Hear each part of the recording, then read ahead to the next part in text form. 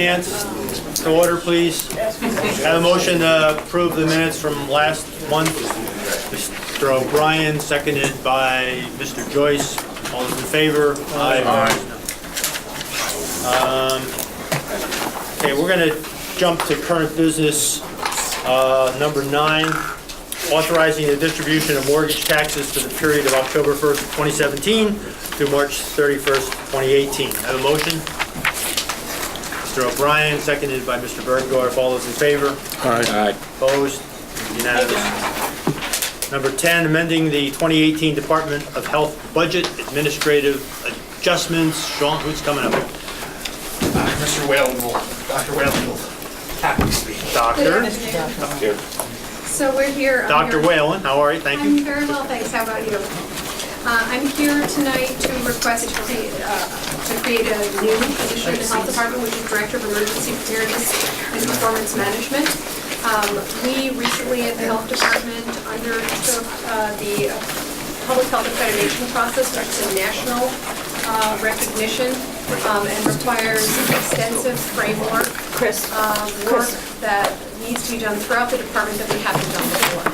Included in this work is documentation to support standards and measures, as well as a transformative process that goes on in the health department, creating a performance management system and the quality improvement process.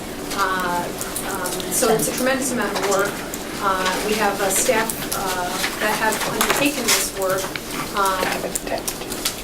that did it last year as an overtime enterprise, and this year we're hoping that we can create this process because it's something that is going to need to be maintained over time. Any questions from members? The position is going to be 100% grant funded. 100% grant funded, that's what we like to hear. And what's the salary again? I know we can look it up, but just $80,000. $80,000. What's the term? What's the term of the grant? Is it 1 year? The position is going to be funded by 2 grants. One is a yearly grant that the health department has gotten for a number of years, which is our public health preparedness grant, and the other 50% will be from Homeland Security, which is another grant that we have gotten for a number of years. So we don't foresee those grants going away. Okay. Federal grants. Okay. Other questions? Motion? Mr. Joyce, seconded by Mr. Higgins. All those in favor? Aye. Opposed? No. Did we have somebody who took attendance? Okay, thank you. I'm going to ask the members to introduce themselves. So that's approved unanimously. Thank you very much. Thank you. Number 11, amending resolution number 460 for 2017 regarding residential services for individuals suffering from chemical dependencies and amending the 2018 Department of Mental Health budget. Good evening. You're not Dr. Giordano. I'm unfortunately, he's not able to attend. I'm Susan Daly, Deputy Director for the Department of Mental Health. Thanks for coming, Susan. Thank you. The Department of Health is requesting permission to amend our 2018 budget for OASIS has provided $52,304 for workforce enhancement to Hope OASIS House. is the state office. Yes. The Office of Alcohol and Substance Abuse Services. Thank you. Is providing $52,304 for workforce enhancement to Hope House, and it is an increase for salaries and salary-related fringe benefits to direct care workers. It's 100%, there's no local share, and it's 100% Magic words. state funded. Questions from members? Motion? Call question? Yes. Ms. Willingham. The Hope House on Livingston Avenue, does that service young people? Why? We can't hear you at this end. Okay, my question is, the Hope House that's on Livingston Avenue, does that service young people? Is there an age? Who are tell they me, serving? yes, who are the Adults, residents? young adults, and adults. Oh, okay. It's now the one on Pearl Street, North Pearl Street. That's not Hope House? The only Hope House is on Livingston Avenue? The second I'm not sure the exact locations. I'd have to get back to you on the addresses. I don't have the addresses in front of me, so I apologize for that. Okay. But I I know can get- most of the residential is on, yeah. Hospitality house on, Thank you. There's similar On- names, one, I'm sorry, but I believe the one on North Pearl is Hospitality House. So the only Hope House is on Livingston Avenue? That's their main office, and I know that's where they have residential treatment services on Livingston Avenue. But I'd have to look to see where else they have services. Mr. Bergdorf? I'm just curious, why is one provider being singled out for a $52,000 increase? Because I assume we have a whole bunch of providers Yeah. who provide substance abuse services. Yes, the other agencies that received the money, there was enough money in the budget already to accommodate that. Okay, so this was the only vendor we had? That was, Two. Next resolution. So the next resolution, okay. Yeah. Thank you for anticipating my subsequent question. There was enough Okay. money in the. Thank you very much. Mr. Higgins? I guess that begs the question of why wasn't there enough money to begin with?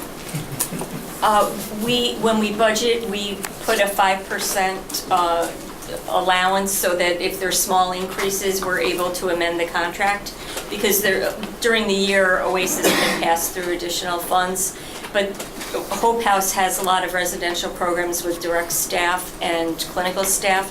So they had the largest workforce enhancement. So there was not enough money when we did the budget last summer. Any other questions from committee members, non-committee members? Motion, Mr. Joyce, second, Mrs. Willingham. All those in favor? Unanimous. 12, amending Resolution 456 for 2017 regarding residential services for individuals suffering from chemical dependencies. And again, amending your budget.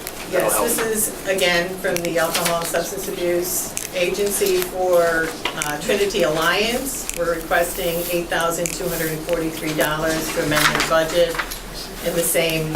Questions? Members? Motion? Mr. Joyce, second, Mr. O'Brien. All those in favor? Aye. Opposed? Unanimous. Thank you. Next one is you're amending the 2018 Department of Mental Health budget. This is workforce enhancement funding from the Office of Mental Health for the same direct staff and clinical staff, salaries and fringes, and it's 100% State Office of Mental Health funding.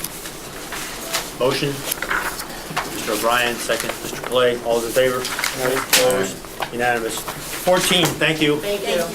Authorizing a bond resolution regarding the Water Purification District Regional Anaerobic Digester Project.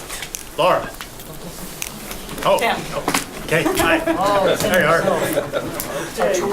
Just here for Trying to mix it up there. Yes, good evening. The district is requesting a bond resolution for $24,250,000 to finance the district's share of the Regional Anaerobic Digester Project that will be jointly owned, operated, and maintained between the district and Saratoga County Sewer District. The total cost of the project is anticipated to be $48,500,000. The district has received a seeker unlisted determination by the Oakland County Economic Development, Conservation, and Planning. And the district anticipates this project will be eligible for a number of available grants. Questions from members? Mr. Higgins? Where has the Saratoga County Board of Supervisors, have they passed their version of this also yet? They are in the process of doing that. Timing is off just by a week or two. Sure. But they are doing it as well. And we are presently working on the intermunicipal agreement, which we hope to have available to execute within the next couple of weeks. Can I ask? Yeah, and there's- Would it make sense to tie the funding to the execution of the IMU with both sides so that everything is all packaged together? With the IMAs, Yes, with the memorandum of, yeah. well, right now what we're looking at is some of the grants require the bonding resolutions to be in place in order for us to even apply for the bonds. And so we're kind of under a time constraint as well with that. Can you give us a couple examples of how much money is out there in grant funding that's going to help offset the cost of the project? Well, right now, this project is very suitable for the intermunicipal infrastructure grant program, which is up to $10 million. There is also water infrastructure grants Well, that's where I was going. that we're also looking at, as well as a number of consolidated funding grants. And just out of curiosity, once the project is built, is it going to be self-sufficient from a funding level? For the funding level, Yeah, based on the money that you guys take in and taxes and stuff like that. well, the operation of this facility itself will be shared between the two districts. Yeah, well, that's what I mean. Right, but, there is expenditures that go along with the operation of an anaerobic digester. It's a 60% reduction in biosolids, but there will be contracts in place and that will be shared also between the two counties to dispose of the biosolid waste.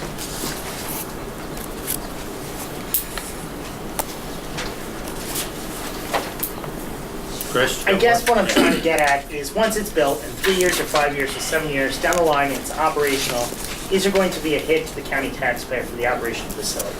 For example, with the TU Center, we genuinely tell the public it's okay to be in this business because it pays for itself. Is this, although that's open to debate. Yeah, I'll say that. But is this the same concept, the same idea? This type of project has a number of different variables, okay? There's really going to be two pieces running side by side, okay? The infrastructure of the treating of the wastewater is still our responsibility. It's the biosolids that are generated as a result of the treatment of that waste that is going to be shared between the two districts. Okay, so there's always going to be the capital cost to run the two facilities outright for treatment. This is the big portion of that, which is biosolids handling. Depending upon high-strength organic waste that we will be eligible to receive, okay, the district has increased revenue sources just from receiving biosolids from other smaller treatment plants. We have roughly 85 haulers that come in that we charge. So, the sale of treated effluent to the power facility on the other side of the river. So this has generated approximately $2.5 million in revenue, that we are offsetting our O&M costs with. We are also seeking to elevate that by taking this material and keeping it out of landfills. Ms. Willingham? Yes. It's always a pleasure to hear you give your dissertations on these type of environmental issues. What I would like for you to hear you tell us tonight is what you feel is the greatest benefit to the residents of Albany County by entering into this venture right here. Well, one of the things that we're looking at is the facility is in its 50th anniversary. We've been operational for 45 years, and like a number of facilities like this, our infrastructure is aging. We've made significant investments, in improvements, coolant pumps, variable frequency drives to save money in electric cost. And what we see is that our incinerators that we operate right now, which are 4, are heavy on the maintenance end. We just got done rebuilding 3 hearths in just one incinerator, and these multiple hearth incinerators are 10 hearths high. It costs the district $650,000 just for that rebuild of one incinerator. With the new regulations and everything else, while we are in 100% compliance with our emission discharges from the incinerators, it will require improvements to maintain that infrastructure moving forward. And we're talking in the tens of millions of dollars.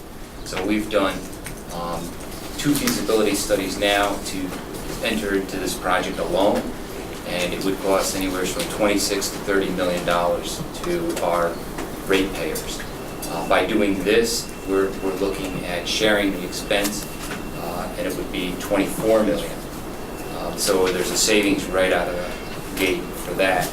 The other part is the operation and maintenance, the share in the biosolids disposal, long-term, moving forward with another county, has significant benefits.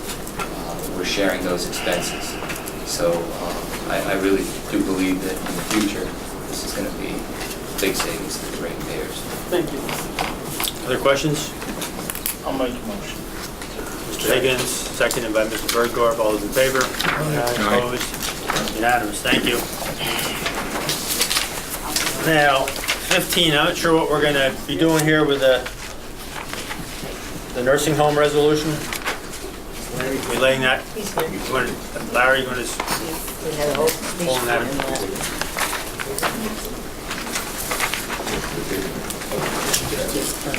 So, just wanted to confirm that we're tabling this. Yes, until next month. Yes. Thank you very much. Table.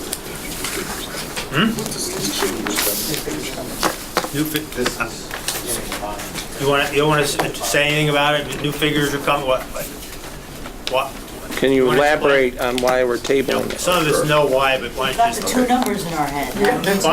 why did No, why did bond counsel advise waiting? Yes, we checked with bond counsel, and they advised us that it would be best to have the capital plan revised first, and along with the bond request, so that is in place, so that this entire contract would be funded with available bond dollars. Right now, the money that is not encumbered is approximately $47 million.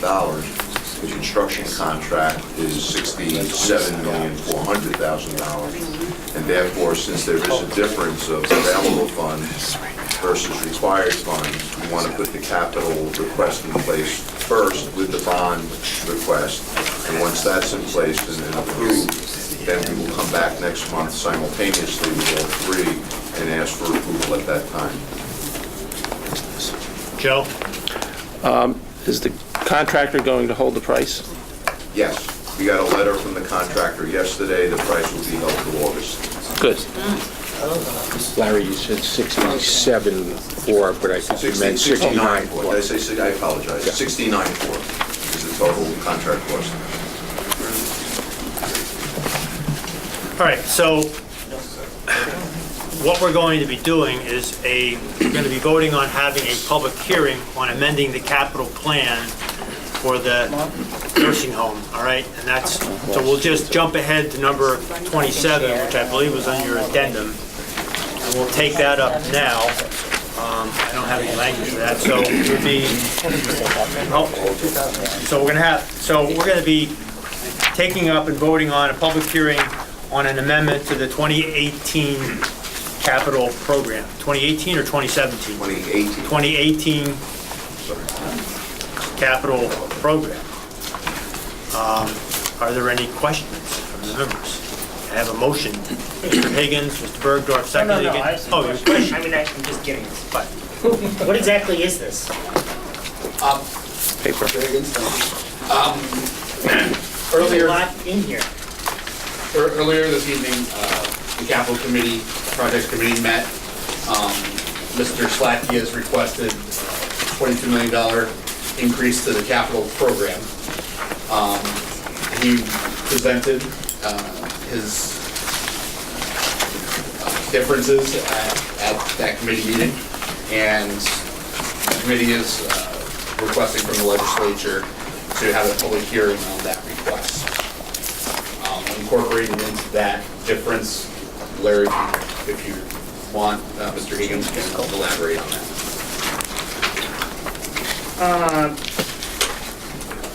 It says here that there's a lot of different energy efficiency projects contained within the bond request. There are energy efficiency in the original bond request, and going forward, additional energy efficiencies with the additional dollars being requested. Would the placement of solar panels on the roof of the nursing home be included with the funding in this request? We're investigating solar panel use. We found out so far from our analysis and speaking with architects that we cannot use the roof due to its structure, but we can use other areas of the property that are flat, such as the piece of property facing Albany Shaker Road. There's 2 pieces of land there that could be used, so that is now being looked at as we speak. What is the problem with the roof? The new roof that will be under the new construction cannot hold solar panels, and the existing roof is going to be utilized for central air conditioning. So we're doing away with all HVAC units as energy efficient, one of our energy efficiencies on the entire first floor level, and the central air conditioning will be run through ducts that will now be on the roof and go into the units. I mean, Joe and I, we toured that facility, what, 1 year ago? Yeah. 2 years ago, and I'm not disputing the fact that it needs significant capital upgrades, both inside and outside. I mean, I'm just a little frustrated. We continually pass resolutions asking about the solar panels, and now we're being asked to appropriate money through a bond resolution. We're still spinning our wheels on this issue, to the frustration of... That request is not just for solar panels, the $4 million. There are other efficiencies that have come through when we did the request for proposal, or RFP actually, and we got back the response from the construction company that pricing has really significantly gone up in all areas, and we are replacing all the windows in the nursing home, all the HVAC units in certain areas, not on the first floor, but in certain areas of the nursing home. The boilers are all being replaced, Yeah, I and mean, pricing has gone up. You're preaching to the choir. We looked at it. One last question, if I may. Is a lot of this going to be reimbursable down the line from the federal, state government through, these IGT payments and these other? What was explained at the previous meeting, that if we spend dollars from the bond, it will not be spent unless those dollars are reimbursable. Because it's... Okay, the public hearing date will be set for June 26th or 27th? Yes, June 26th, for 26th, okay. Can I ask a Yes. question? Cunningham? So this upgrade plan is adding 125 beds to the nursing home, is that correct? It's adding 125? We're not adding, we're putting in 130 replacement beds. So the first floor will have 250 beds without any use of the high-rise when the construction project is done. The existing nursing home, in the original proposal, because it was an estimate, 125, because we know that our bed capacity is 250, so it was a guesstimate. Now that the architectural plans are done, I'm almost 100% sure it's 120 that'll be renovated beds, and the new structure is 130 replacement beds, making up to 250.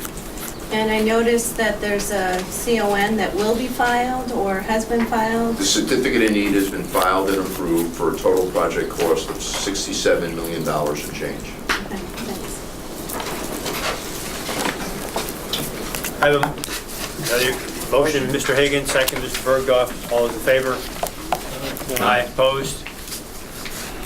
Unanimous. Thank Okay, you. thank you very much. Thank you. And I will see you at the public hearing, Yes. if not before. Again, that's, the public hearing is scheduled for June 26th. 7:15. All right, so now we're going to move on to 16, amending the 2018 Albany County budget regarding Capital District Youth Center. Mr. Chairman, Mr. McLaughlin. this is a budget, I'll start from the beginning. Some of you folks around the table were able to make a briefing about Raise the Age. When Raise the Age was passed, it became apparent that we needed to figure out how to increase capacity at the Capital District Youth Center. So CDYCI, actually Albany County, because of the recent reversion of the property to Albany County, released an RFP to get an architectural assessment of the facility to see what, if any, possibilities exist to expand the capacity at the facility. In anticipation of Raise the Age, CDYCI had actually already budgeted money to pay for such an assessment. So this is simply asking permission to accept that funding that CDYCI already has to pay for the assessment that is currently happening. Questions? Motion? Mr. Joyce? Seconded by Ms. William. All those in favor? Aye. Opposed? Unanimous. Thank you. Thank you. Please stick around. 17, amending the 2018 Department Management and Budget Administrative Adjustments. The Department of Management and Budget. Scott. Thank you, Mr. Chairman. It's a tongue twister. The Division of Finance currently has 3 different units. Collections, foreclosure, and treasury. I always forget treasury. This request is to I never forget set the up- treasury. I know, they do all our money transfers for some reason. The hierarchy in that is that we usually have a manager, an assistant manager, and then the regular work staff. For one of the departments, there is no assistant manager / position, that's the account clerk too. With the turnover of very long-term employees, we lost 2 30-year employees within the last 6 months. We're requesting to install this assistant manager to build that hierarchy, make the unit, have a good succession plan, and it is budget neutral and a net neutral decrease in full-time employees. Questions? Mr. Mendick? Motion? Mr. Clay? Second, Mr. O'Brien. All those in favor? Aye. Opposed? Unanimous. Thank you. 18, authorizing the conveyance of City of Albany parcels of real property to the Albany County Land Bank Corporation. Mr. McLaughlin. Welcome back. Thank you very much, Mr. Chairman. Sorry to jump around. Make sure I'm staying on order here. So these parcels are the 2012 liens in the City of Albany, just our normal transfer of properties or authorization to transfer properties to the county land bank. Questions? Motion? Mr. Higgins? Has Land Bank opined on whether or not that they have the capacity to take all of these properties? Have they requested each property here, or are we just sending them over there? That's never how it's worked. The land bank was established to handle all of our foreclosed properties. We send our foreclosed properties to the land bank with the expectation that they will close on them as soon as possible. Mr. O'Brien? How many, Follow up, Chris, if you want a second. how many are they historic properties? I can't answer that. That's, I do not know. I can try and find out, but I'm not sure that we even track properties in that way. There isn't a coding system that I know of that allows us to identify whether a property is historic or not from a foreclosure perspective, so I'm not even sure that we would be able to provide that information. I'll certainly follow up on it. Okay, what would be historic? Well, Clinton Avenue, like, Designated by the state or federal City. agencies Some, all right. that, I know what you're kind of referencing. I'll try and dig that information up. Can't promise anything. Okay. Any other, you have a follow-up, Mr. Higgins? Yeah, I mean, I'm just a little concerned, there's been concerns about funding Land Bank, how much money they have, they've done elections recently, the properties that they have taken title to.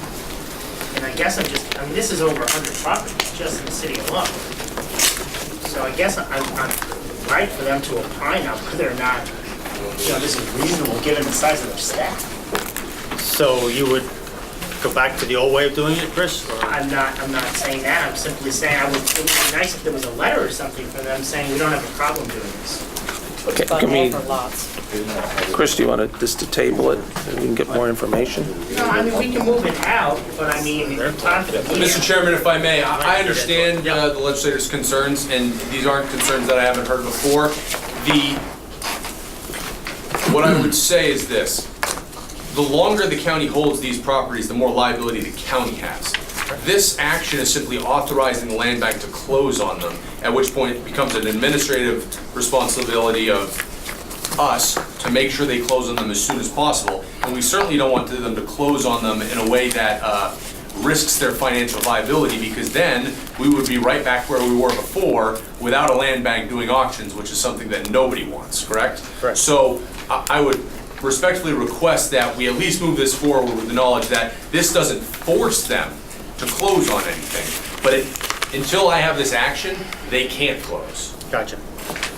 Does that make sense? Any other questions? Motion? Mr. Clay, you have a question? Do we know how many, and I'm not sure if you answered that already, how many buildings or how many properties in the city of Albany that they now have?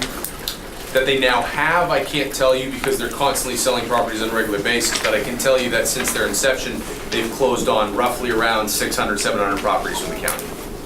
Then is it true that I'm told that there's probably over 1,000 properties that are now in the hands of the land bank? 1,000 seems high to me. I would say probably in the 500 to 400 range. That was, It may be since their inception, the number of properties that's gone through, whether they own, have sold, and all the different actions, maybe around 1,000. That's probably a reasonable assumption. I'll get you a copy of their annual report, has all that, those statistics. yeah. Where's the office buildings? Yeah. at Ms. 130? Willingham, you have a question? Yes. When you said 600 properties, how many lots is that? Because I don't know off the top of my head, but I can tell you that I can get that information very easily. I have to say, I have Good. Okay.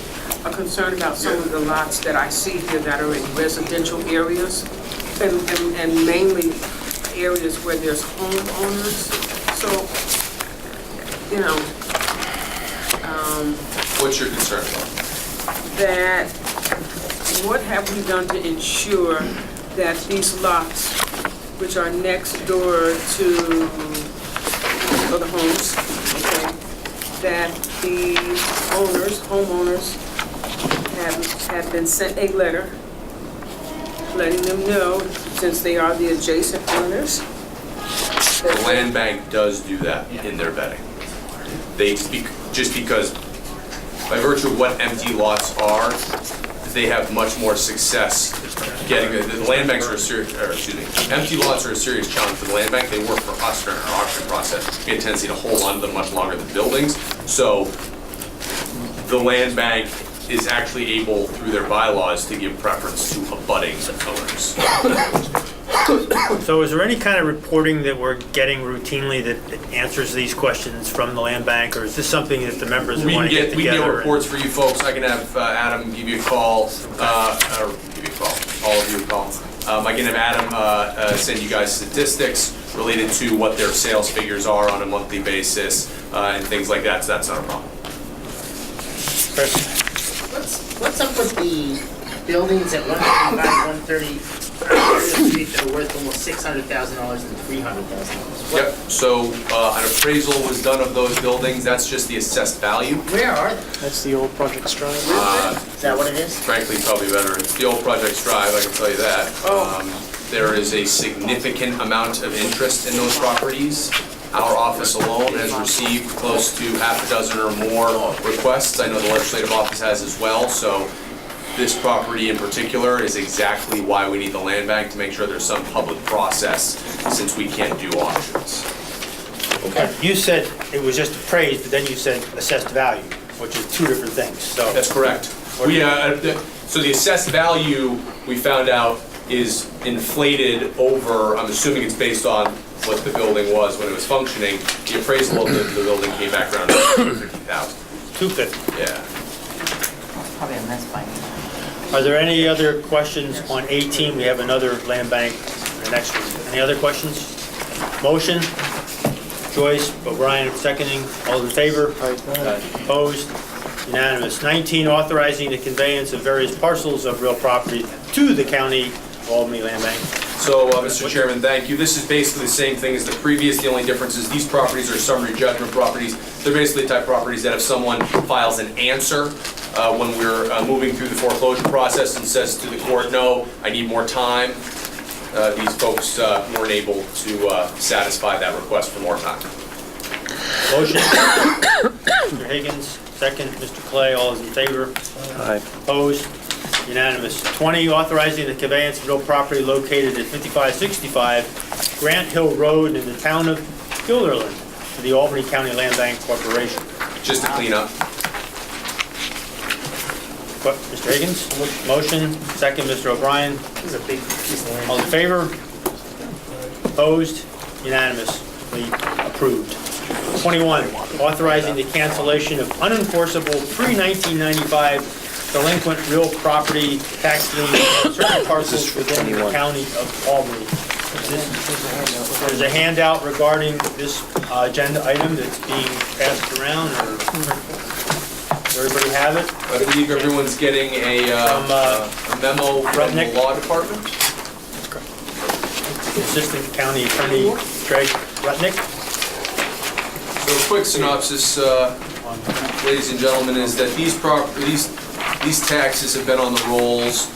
They should have been removed some time ago, but basically what they are is when the county converted over to an electronic system for tracking, all those levies that were on the books, and I do mean literal books, that weren't marked as paid or unpaid or whatever, were put into the system. When they were done that way, they lingered in the system because many of these charges came from when they built Empire Plaza, which means that they're row houses that are currently under a very large granite structure. Pre-1970. Right. So when I first started here 6 years ago, we kind of undertook the process.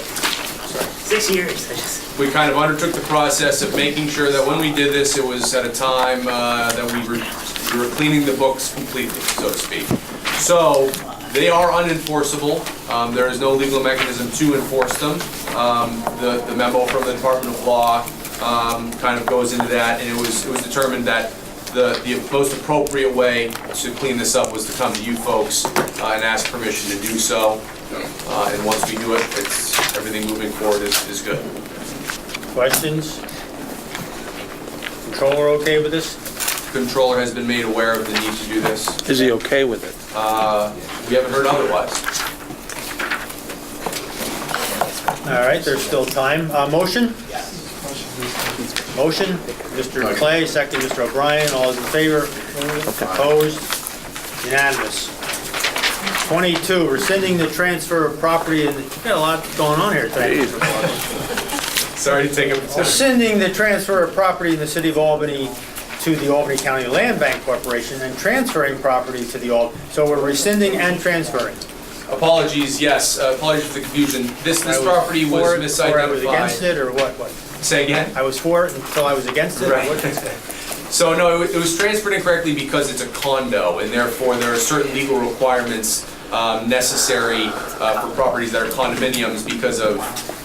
So you're rescinding it and then you're doing it Yeah. right? You're doing it real. Questions? Motion? Can I Ms. Willingham, question? Okay.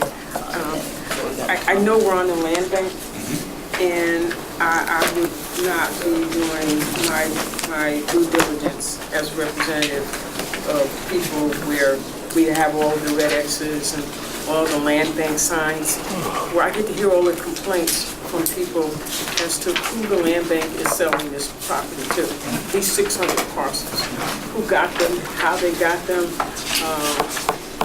in regards to people who actually live in the neighborhood, who might be renters now and are trying their best to become homeowners. And because of the fact that maybe their credit record is not up to what it should be, they don't feel that the land bank is doing all that it can do to help people in this situation become homeowners. And so, and I have seen where there are several people or companies that appear to be getting that land bank property, okay? And so, you know, I have to say something in this regard because that complaint has not gone away. And it's actually becoming a little bit, people are being even more vocal about it, especially since we know that right now, as far as the housing stock in the city of Albany, that's all I can speak to right now. I can't speak for, you know, the other municipalities. But the housing stock being what it is in Albany, it's most difficult for people who live in the areas that I represent. And so people just feel that the land bank is not doing its due diligence to help people become homeowners, or looking at different ways in which they can ensure that people can qualify to buy that property. So I just had to make that statement. Thank you. And I just think maybe we need to be a little bit more responsible, thinking about giving this property to the land bank and who they're actually selling it to. So what I would say is that I actually get those concerns on a regular basis as well. I encourage anyone to send those folks my way. I liaison with the land bank on a very regular basis, and if there's any issues that come up, I have no problem, RFS has no Ms. problem. Willingham, maybe you can arrange a public hearing on the subject. That sounds All good right. to me. Motion? Motion, members? Ms. Willingham, second, Mr. Clay? All in favor? Opposed? Unanimous. Everything's unanimous.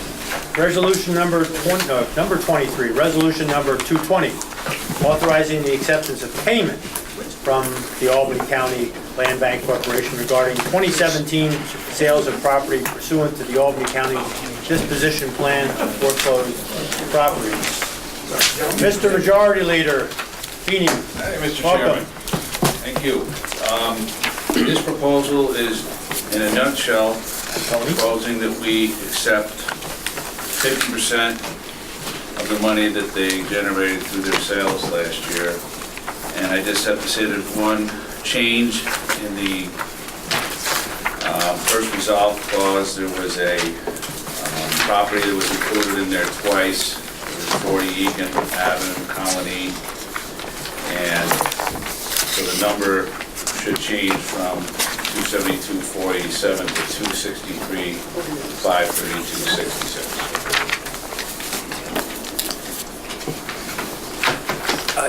So, is this budgeted in the county budget already for this year, Commissioner or Majority Leader? This 50%, was it, I've heard taking none, leaving it all to the land bank, I've heard taking 100%, and now we have 50% here. Is this arrangement we had already established, or is this, you're trying to set a new precedent for doing this? There is a line in the budget for this money, yes. And it was anticipated that we would take 50%. There was a line in the budget, and it's $125,000. All right, and we're now 263 with the amendment that you just made? We are, that's right. So there's a net that was unanticipated, Mr. Phelan, of between 125 and 163? Yes. So we have some found money here Correct. if we do this? Well, excuse me. Go ahead. Actually, Mr. Chairman, Yes, don't. when we did the sale for 1031 Broadway, and we put $68,000 to side for contingency. This is the one that didn't close? Didn't close. Right. At the time, it was based on the fact that the land bank didn't know if they were going to receive any more money from the Attorney General. So it was pretty much deemed an emergency situation. So we did that. And then we were kind of rushed by the county executive's office telling us that we went afoul of the charter. What I'm saying to you now is that the land bank is in a better situation, and any revenues that go over the amounts that were appropriated or estimated really is something that the controller is supposed to clean up at the end of the year and add or subtract the fund balance depending on what the balance of the revenue account is. So I don't think that works in a situation where we could take anything out of this money. So there's one issue, that the land bank had anticipated that it would be giving back to the county. That's one issue. Right. That number was 125,000. No, that was Or is that in our budget. what we budgeted? That's what we budgeted. Sean? 250. The 250 is for 18. This is 17. Oh, this is 17. Okay, so, and then, so we budgeted in 2017, 125,000 coming from the land bank back to the county. That's what which was a this period 50% agree. All right, and now we're saying, based on this, it was actually more like 163 that we're getting.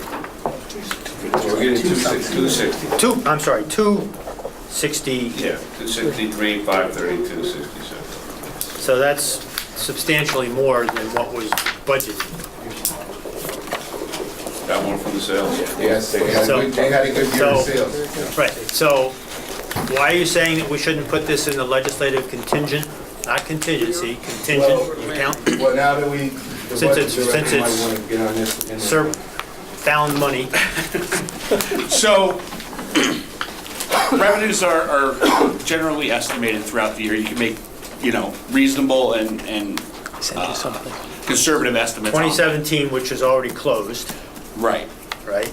I was under the impression I was talking 2018. I didn't know if the comptroller has done.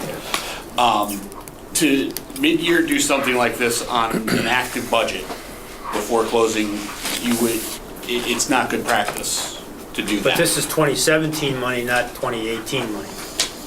I understand that. So you're I saying don't know you're saying I don't you want to need speak it, to. you now need 2017 money in your 2018 budget to balance it.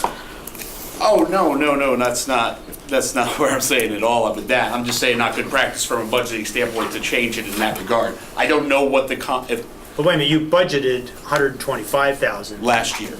and we're getting And actually, at the close of 260. the year, you would have had zero at that point because this was still going on. I Correct. don't know how the But we comptroller has see- handled this. Right, we did the closeouts for 2017 and the books were balanced and we had a surplus as it was. I believe the controller told us that last month. Right, Yeah. and we did an accrual for this revenue. The Division of Finance set an accrual, and I don't know how much that was, but this money, if it came in, if this is allowed, whatever is allowed, is gonna go against that accrual, is that right? Yes, yes. Well, does the committee have any, Mr. Mendick?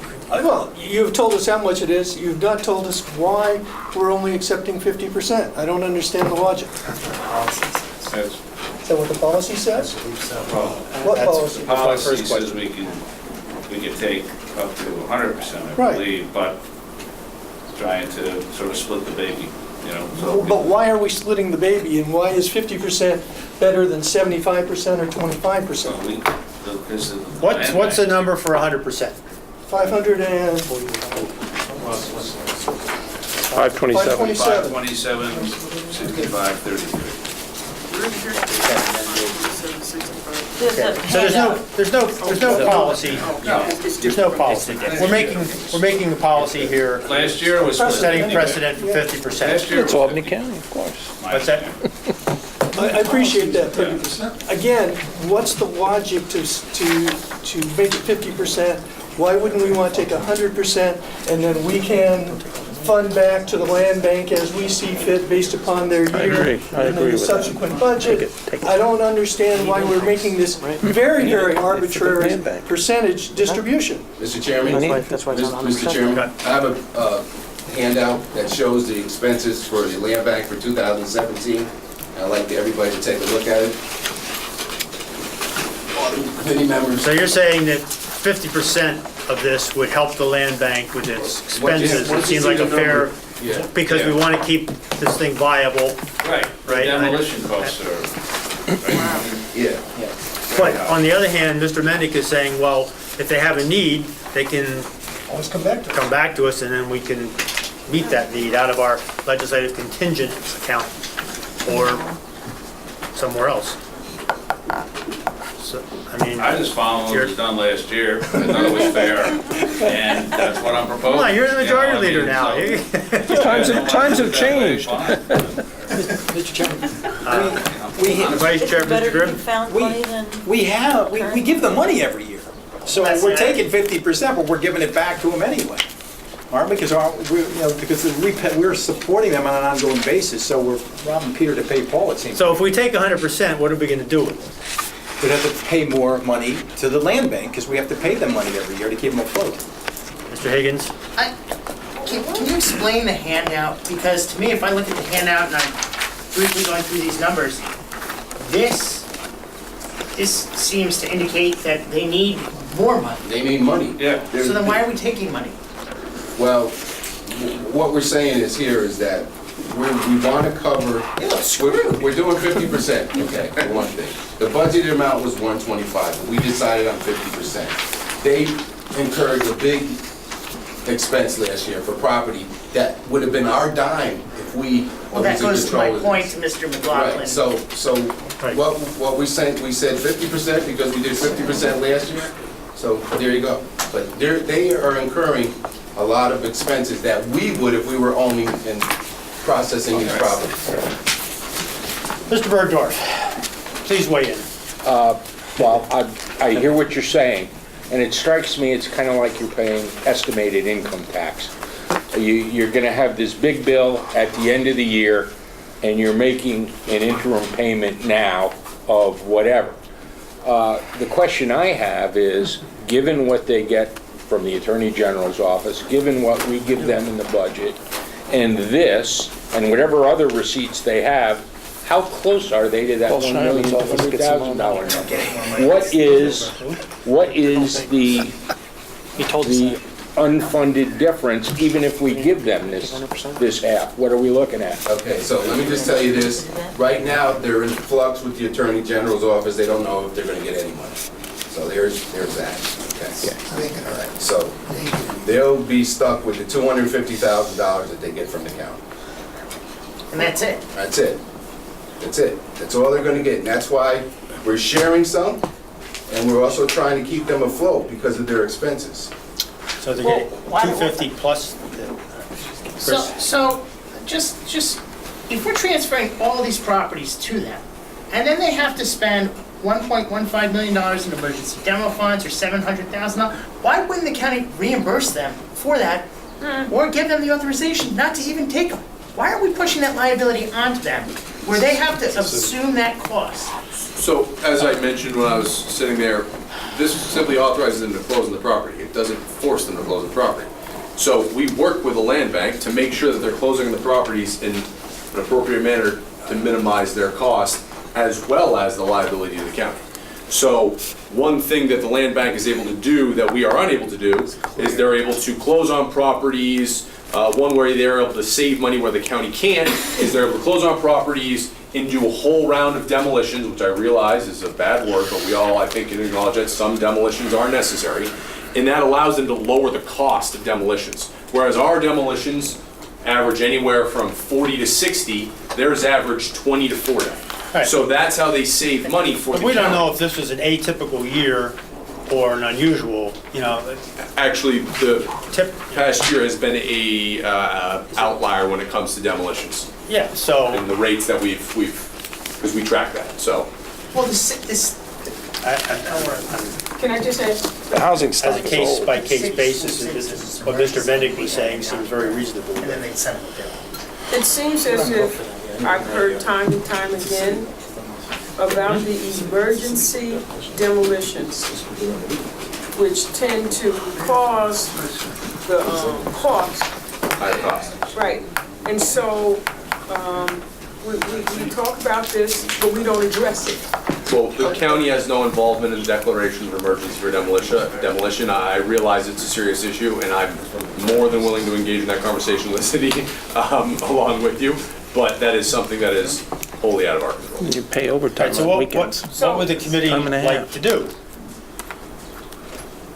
I know you want to give them more money, Higgins, we know that. Yeah, I just. Mr. Vendick wants to take. Can I finish Mr. my Vendick thought? wanted- Can I finish my thought? So I understand, and of course, I understand that the majority leader is bringing this, but as far as that money is concerned, okay, to continue to ignore, all right, and then talk about giving them, what, $250,000? They're budgeted for this. Oh, okay, well, we're giving them $250, and then we want to give them the, Actually, they have this. What we want to do is take our part of it.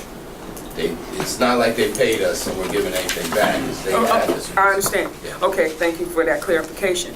But we cannot continue not to address, we're talking about here, it says to date 1.8 million in demolition, okay? But it also says 670,000 in emergency demos. So as far as I'm concerned, we're giving them the money, still, is that enough to pay for the demos? And this is 2017 that we're talking about.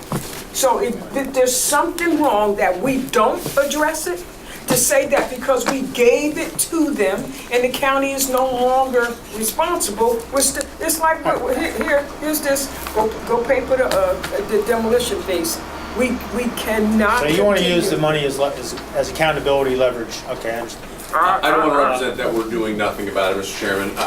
We've had many conversations with the city that they need to change their process, and to their credit, this year, they do seem to be changing the process by which they're going about their demolitions. So they're not doing them on Saturdays and Sundays? That's factored into things. But they genuinely seem to be understanding the ramifications this has for not only themselves, but for the land bank, for the county, and there does seem to be a shift in the rate and timing of the demolition. So they're getting their 250 plus a little bit out of this. Yes. Otherwise, we're going to be appropriating 250 for them. We would be doing that also. In addition to. Oh, over and above. We would be giving them they are budgeted for $250,000 Right. in disbursement this year also, in the budget. For 2018? So then this is another 250 on This is top. the revenue that we would have garnered from the policy that we have over 30,000. Yeah, it's 30,000. Okay, Yeah, it's complicated also, but it's in there. So this is what they're due to us because we give them properties that are worth money. Right. So we're saying that taking half of this is I'd just like to mutually make, beneficial. I'd like to make a statement here. It is very clear that we don't know how much the county is actually giving these folks. We have a budgeted item of 250.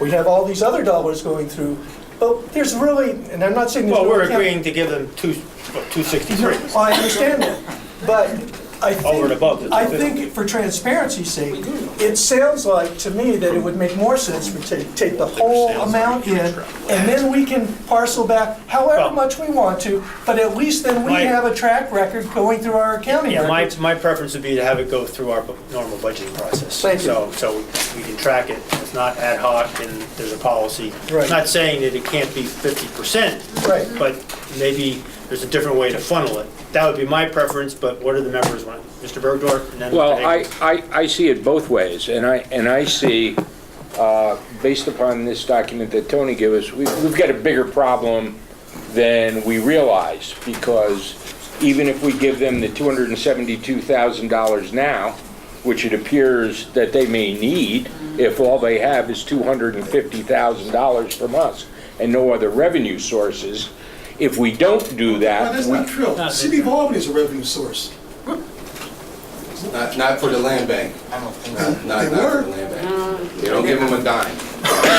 They did at one point, didn't they?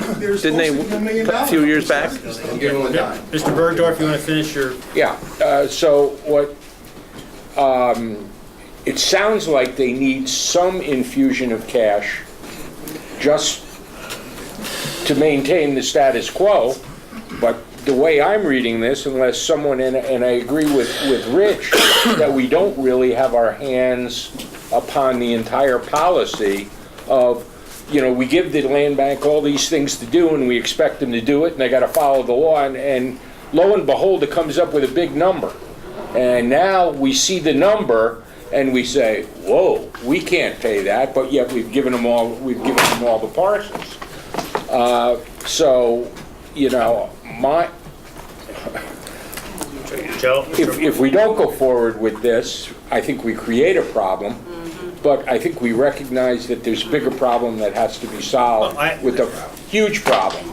They could identify, instead of just giving them a lump sum, it would be nice to have them identify what the needs are, and then, which we could then evaluate and meet. And it could end up being more than 50%. That's the risk you're taking. So what are you Right? saying, that what, we're not gonna give them the $272,000? Or I'm not saying anything right now. I'm just saying from a budgeting standpoint, we want to do best budgeting practices, according to our commissioner here. Then we would bring it in and then disperse it after a process, rather than just saying lump sum. We have already budgeted $250,000 for them. This is over and above that in sort of an ad hoc, we're agreeing to share it with them 50%.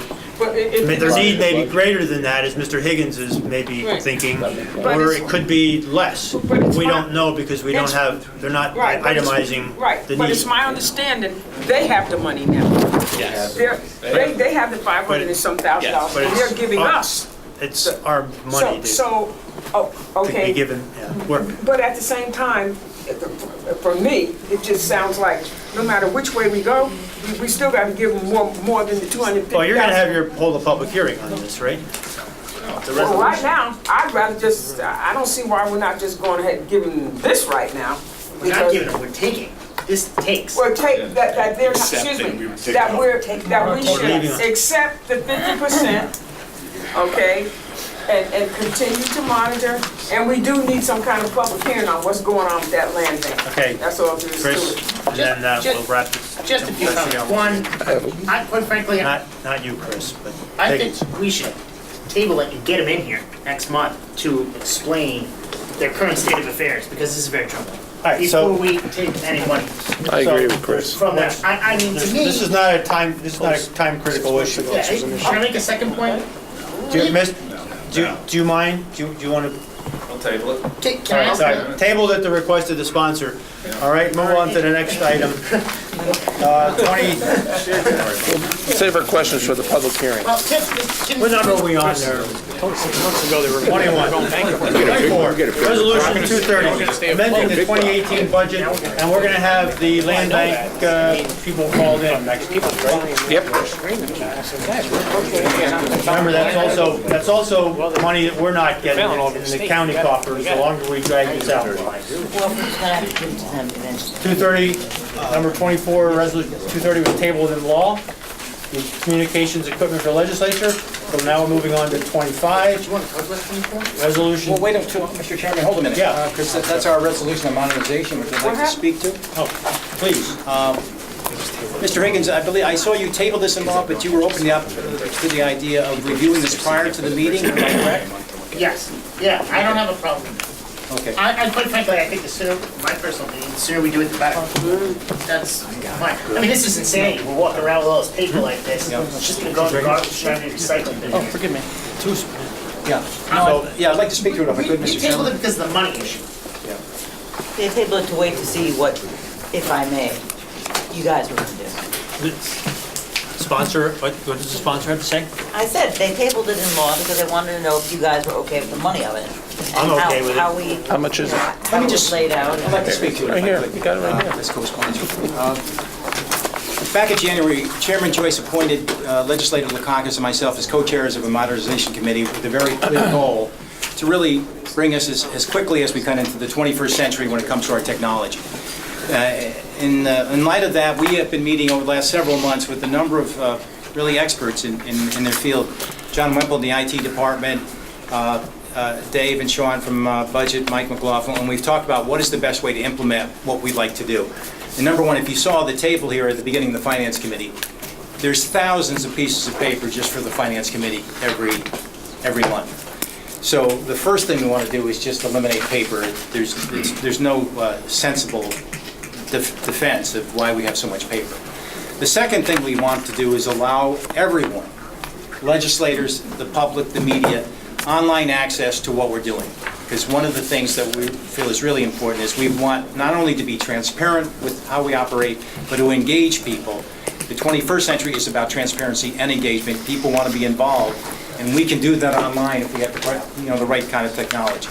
So we've come up with a plan which is in the backup to the resolution on how we could do that. And that would be using the money from the communication equipment line, which is $33,000, and $59,000 from contingency to create a $90,000 budget for this year, which could get us moving on what we need. Make a motion. I have move it motion to up. report. Move it Ryan, up. second. Mr. Higgins, all those in favor? Aye. Opposed? Unanimous. Reported. Thank you, Mr. Graham. Thank you, Lynn. Very good job, Lynn. Clarification. Number 25, clarification. Of course. Chris, are you willing to have a meeting? Yes, we'll Prior- schedule a Law committee. meeting. Thank you, Very Mr. good. Law Thank you. Committee Chairman Higgins. Number 25, Resolution 232 requiring equality of funding regarding the Albany County Legislative Grants Awards Program. Is a sponsor here? Nope. Table at, anybody motion to table, Mr. O'Brien, second, Mr. Higgins, in favor, opposed, okay, tabled. 26, we have the sponsor here, resolution number 235, while you're walking down there, Ralph, I'll It read was this. just passed Establishing a municipal cooperative health benefit plan to address rising healthcare costs and assist local government with healthcare options. Thank you, Mr. Chair. This was just passed unanimously in personnel, about an hour and... Yeah, but Grim's the chairman, so it's questionable. As it was passed out, I guess I'll just open it up for questions. I'm looking for this to be moved out. So if there's questions, I know a lot of... Yeah, people would you give us a brief explanation of what you're doing here and how this ties into what the state initiative is on this right now? Okay, so here, the skinny of it from my standpoint, this is a legislative proposal, puts the legislators at a seat at the table, first and foremost. Second, by putting this forth, we set up a committee where once we get rolling, it does wind up having Who sets up a committee and who's, what? Did you read the resolution? No, not lately. Okay, so... Trying to understand what the state's been doing. Okay, so the state through Article 47 allows counties and or Insurance law. consortiums to wind up getting together, grouping together, pulling people Well, together. so for years, that has been restrictive on municipalities of a certain size being able to join together to Correct, form a because consortium. because if they have a law that if you have less than 50 This is the part I want you to explain so that we correct, can- so there's... current practice versus what In we're... our 19 municipalities that we have throughout the county, we have cities, villages like Mans, Altamont, so on and so forth, that are not able to wind up sharing in on... Because the state law prevented us from saving money at the local level, right? A state mandate prevented us from saving money at the local level. You are correct, Mr. Chair. So by putting this resolution forth under Article 47, we are able to wind up creating a consortium. And through that, we are able... But Article 47 is restrictive, so now the state is involved in a process to repeal, amend the regulations We have the right, associated with all I know Article is that we have 47. the right to put this, to create a consortium. That's our right. Whether this committee wants to vote on it and get it out, we have the right. I'm asking for this committee to push it out. So... And what does it cost and Well, where that's is where the... we're trying to get to. So that we can wind up going out and getting all of those costs. There are no costs right now. The cost, once we get situated, there will be a buy-in cost. At this time, we do not have that. So by creating this committee, as it stands right now, we are legislators. The legislature do not have a seat at the table. So what is the fiscal impact to the county? There is not one at this time. And that will not be known until down the line. It will exceed $5,000. I'm sure it probably will, and then everyone will have a buy-in. So this committee cannot consider a resolution without that addendum. So without prejudice. Without prejudice. I would ask you. I respectfully request that look, how many... I'm very supportive of this, and I'd even going out without a perhaps like to. recommendation? And even, no, we Without can't- a fiscal impact? No, this committee is not going to act on All it right, so without. table it till next month. Thank you. And I would. Table it till next month. Trying to No, say table it till... that I'd like to be on your I'm resolution. sponsored. It's over, Chair. Table till next month. Mr. McLaughlin, do you have anything you He's want to not add involved from in the this. county executive's point of You view? can talk about that, but is that on the agenda? I have two other items. You can talk about that afterwards, Chair. Thank you. I have two other items. We have You wanna go? non-members, Ms. Cunningham, you have a question? Yeah, I would just say, I don't see the fiscal impact because this is merely an exploratory mechanism at this point. So, you know, this is kind of analyzing. It's authorizing us to do a consortium, which has a fiscal impact. And at that time, we'll wind up having, we don't have the cost. So all this is wind up doing is creating it. So if you want to wait on it, it's a dog and pony show, that's fine. So let's move on. I'll table let's request a response. Thank you. So let's go to number one. I'm going to withdraw that because we have the mock. Come on, let's. No, I would like to, Mr. McLaughlin, I wanted to hear what you had to say. Is it on the agenda? Well, I'm the chair, I can ask questions. Okay, go ahead. Everybody calm down. Mr. McLaughlin, where is the county executive on this with the shared services? Sorry, Mr. Chairman, what's the question? Where is the county with healthcare consortium as part of our plan to save So we've been local working on taxpayers? forming a healthcare consortium for about 5 to 6 months. Right. So, my colleague's not here, but we've collected data from, or not data, but it's healthcare plan information from about 12 municipalities in the county to try and qualify for the match that is currently being offered by the state if you are successfully able to implement. The shared services savings program or Yes. whatever. And what are the obstacles for those municipalities to do this? Based on there being of different sizes? So the restriction on the municipalities of 50 or less has been lifted. There are other obstacles, but the Division of Financial Services on the state level has indicated a willingness to And how does the risk pool change from what it's right now? The county itself is basically self-insured. That's correct. And to have these other municipalities join in this.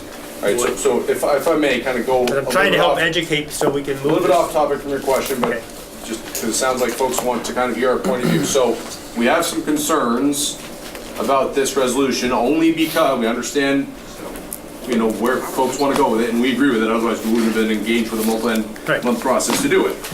But we're pretty far down the road on this already. And if we go multi-county, we no longer qualify for the state match.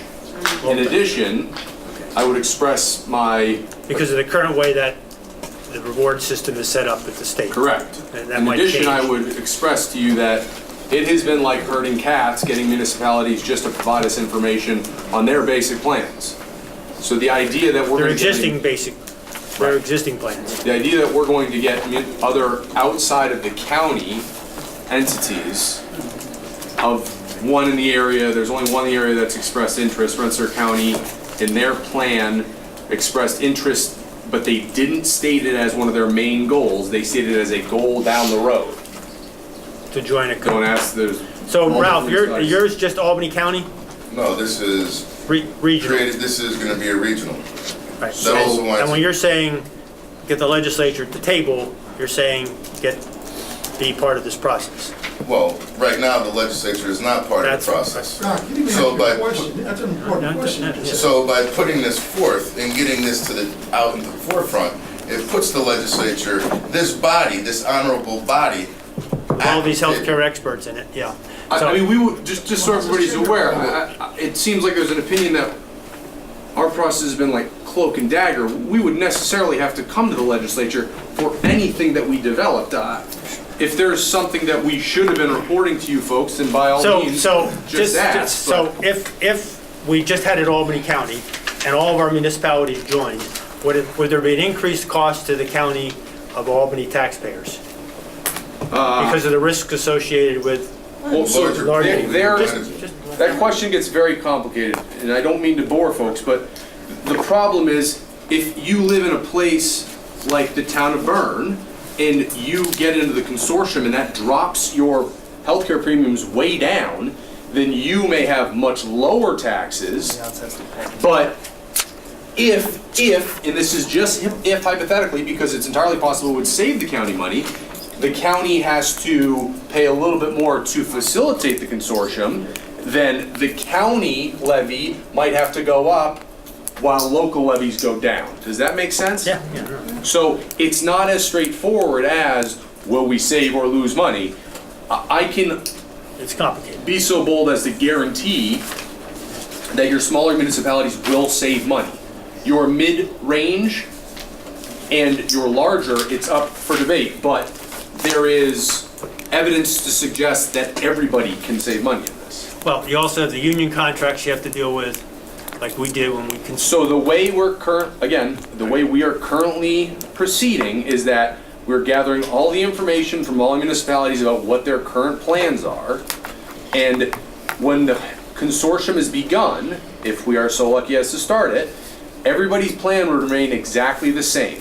And over time, there would be a goal to standardize the plans and thus increase the economics of scale even more and thus save even more money. But because of the union considerations, because of you cannot diminish a benefit that has already been bargained. That's correct. So you have to go to the highest. But also there was, and again, I'm not trying to start an argument, but because of the number of union units throughout the county, if we go multi-county and have every one of those around the table, we're convening the Continental Congress. Good discussion, Ralph? It is, All right. but you didn't need to wind, I get it back, thank you. All right, Sorry, I let's- apologize for my. So let's go to number 1. So we, On previous it's been tabled, business. It's been tabled. Yeah, it's been tabled, thank you, good discussion. Number 1 is withdrawn. Number 1 is withdrawn, requested a sponsor. And number 2 is tabled. And number 3, polystyrene, a resolution to initiate a pilot polystyrene recycling program. Mr. Minority Leader, Mr. Chairman, members of the committee, I don't think I'll be quite as animated, but I do have something that's very important that you want to discuss. have you seen this before?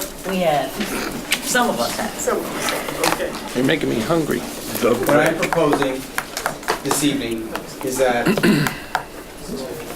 we request the county executive investigate, design, and implement a pilot polystyrene program in the county of Albany, and authorize his office to pursue any grants or funding opportunities necessary to implement the program.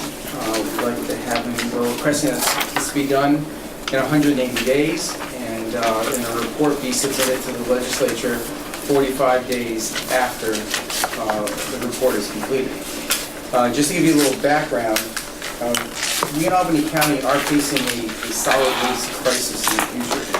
I don't know if anyone saw the op-ed that was published in the Times Union that I sent in a couple of months back, but it did talk about the issues we're having in the county. Number 1, we have a landfill. Our Albany landfill is scheduled to close in the next 4 to 5 years. Colony's landfill was just given a permit to expand, but that expansion is at a smaller size than what they requested. So we need to get innovative. We need to think about ways that we can reduce the trash that we put into our landfills. For those people that live in the town of Bethlehem, we give them a lot of credit because of the composting program they've implemented.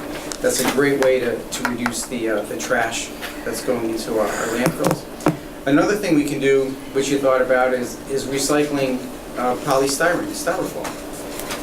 And I think we can all relate to this because if anyone here has purchased a television or an appliance and they have to dispose of the styrofoam packing, it's just amazing how much space it takes up in your garbage can.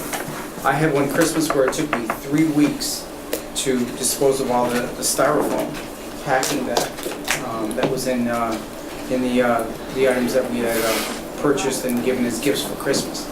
So we can all relate to the space that polystyrene takes up. So, but to do this, number 1, we have to determine is it feasible? How much polystyrene does Albany County put in our landfills? Is there a way to recycle the polystyrene? Well, a few facts here, just for everyone to know about. First of all, Albany County produces approximately 5,000 tons of polystyrene waste a year. 5,000 tons really is not a lot of tonnage because polystyrene is primarily air.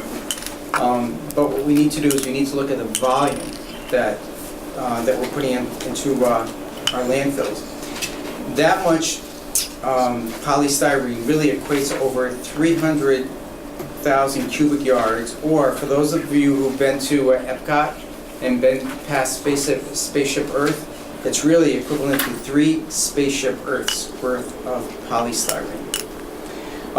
That landfill space is worth $15 million to ratepayers. So for the city and the town, that's money that they could be charging for garbage and extending the life of their landfill. 15 million is a lot of money. Also, food serviceware can be recycled, and the majority of material recovery facilities in the U.S. and Canada responded that they can handle polystyrene products.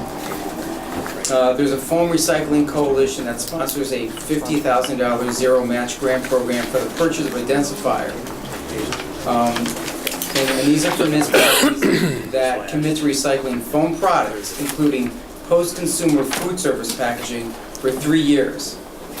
The $50,000 would cover the entire cost of a densifier.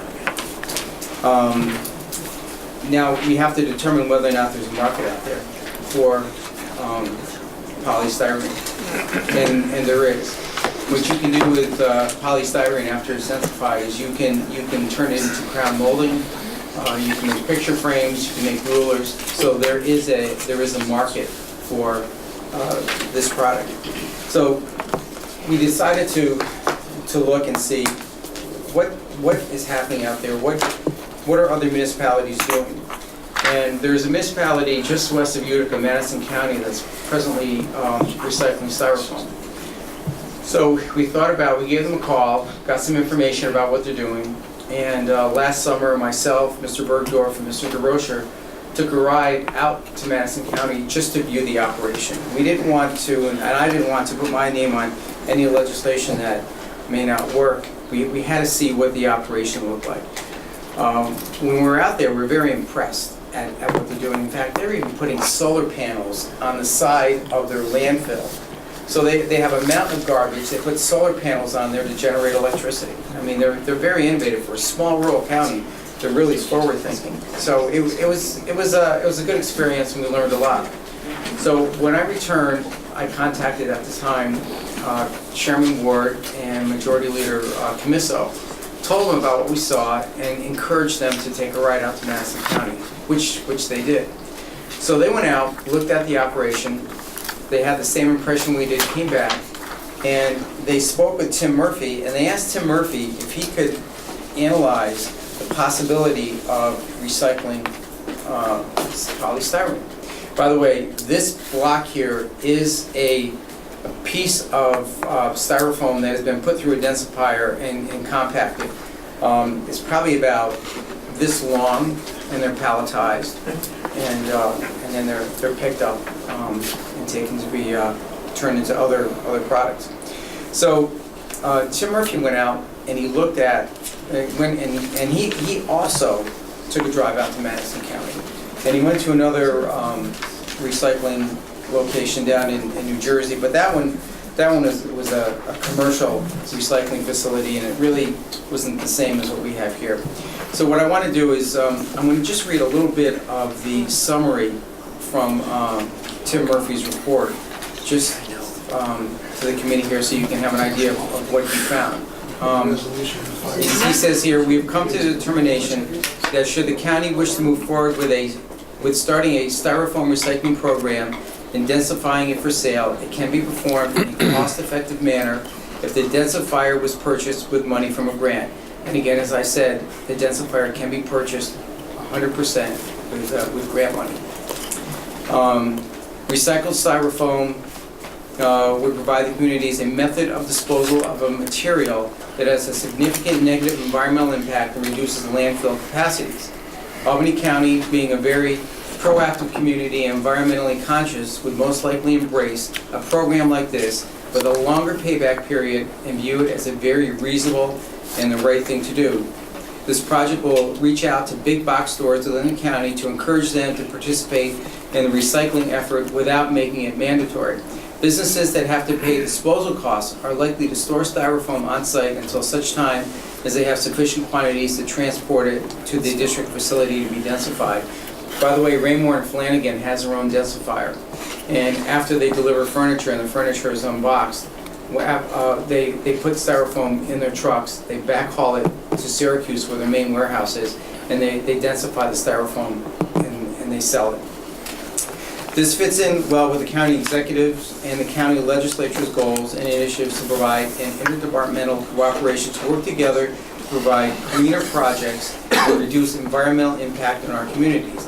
This is a proactive next step to recycle a material that has a negative environmental impact and making it a product of value. While the district was instructed by the legislature to initiate and evaluate the potential for densifying styrofoam at the South Plant facility, the district recognizes the need to have the county executive involved in this project as it involves other departments such as DPW and possibly even the Sheriff's Department. It will be important to have the county executive support the program. So I did reach out to the county executive, and a month ago, he and I, along with Lucas, who was here, and County Legislator Todd Drake, took a ride out to Madison County. So the county executive did tour the facility. He looked at the operation. And well, I can't really speak for the county executive, but Mr. McLaughlin is here this evening, and I'd like to call on him if it's okay, just to give his... Yeah, questions from members? Yes, sir. Questions from members? Questions from other members? Yay! So it's an actual facility? Yes. Okay, so it's Yeah, what they've done is they had a building that they weren't using, and they put the densifier in that building. And because you gotta remember, it's a rural county, so they're not operating this 8 hours a day, 5 days a week. You know, they're operating it really on a part-time basis with an employee. And in fact, there's... So the language in the resolution that talks about a pilot polystyrene recycling program is referencing the contemplation of this. Yes, purchasing the densifier, placing it in a location. Okay. And in fact, I have submitted an impact statement. So the only thing I want to add, Yes. and I think this is really, really important, that if the county is going to be directed to initiate an evaluation of this, part of the evaluation should also be looking at what the latest packaging technologies are. This is a field that is dramatically changing very quickly. And if you look to what other countries are doing, or even your own packaging, you know, I'm a big online shopper, and in the past 5 years alone, the packaging of things that you receive in the mail has changed dramatically. There are engineering programs at the top engineering schools that their only job is packaging engineering technologies, and they're looking at all kinds of sustainable product that in 10 years will not even be using styrofoam. So I think part of this has to be Albany County looking not just 5 years from now, you know, when the landfill. See where the future is going in packaging. To look at 25 Sure. years from now, are we going to have to be retrofitting, or 10 years from now, or 15 years, a plant that we've invested dollars in that's recycling polystyrene, because now the technology is moving so fast. I mean, if you look at what's happening in Europe, there are European grocery stores that have no plastic in them at all. So we're behind, we're like 15 years behind where the cutting edge technologies are, but things are changing really rapidly. I think if you added something to your resolution about also having an examination of where the engineering and packaging technologies are going with respect to sustainable products, I think we would have a Also, winner. keep in mind that the equipment will not cost the county anything. We'll be able to purchase a densifier with a grant, 100%. I get that, but So therefore, when it comes to our investment in this, it won't be a lot. We will no, not have a I lot just would invested. hate to But have us I- build no, I something, agree and then in with- 10 We have years, existing we're space to sitting accommodate. around this table talking about We have retrofitting. existing space for this That voluminous was my storage of question. this equipment. We have- Mr. That's Hawkins has- mine. Yeah, we have Other existing non-committee members have a question? Yes. And then We Ms. have Bergdorf, existing go ahead, Lynn, you were asking first. Then your You can say, question. that was my question. Okay, Is Mr. there Bergdorf? space in mind? Yeah, just so everybody knows, I've been to see this thing now 3 times. When we say a building, the machine fits in this room, okay? And they have a guy, Styrofoam Steve is his name, who works 3 days a week, 5 hours a day, and handles, tons of this stuff. And this is probably the, I don't know how many cubic yards, but it would fill the whole back end of that room in styrofoam, gets compressed down to this. But the grant requires there to be, in addition to, bulk styrofoam, there has to be a component with food service waste. Otherwise, the Packaging Institute won't get it to you. I'm sure if the sponsor contacted the county executive's office, as if they're not here listening today. They couldn't indicate something that they could do in this pilot. They have to come back to us in 6 months before we do anything. So I too think that's a wonderful idea to the extent that they can evaluate that as part of the pilot project. As part of that grant, is it contingent on not banning any No. sort of styrofoam No. products or anything But like but that? it's contingent Are on. they mutually exclusive, these two things? Yes, but it's contingent on also recycling food service stuff. What you got to remember, Who's the grant from? What's the organization? it's from the Packaging Institute. The company that makes Yeah. it. The company that makes this Yeah, stuff? but they make all different It's not stuff. for- They make it's the not dark, mushroom is it? stuff. They make the paper stuff.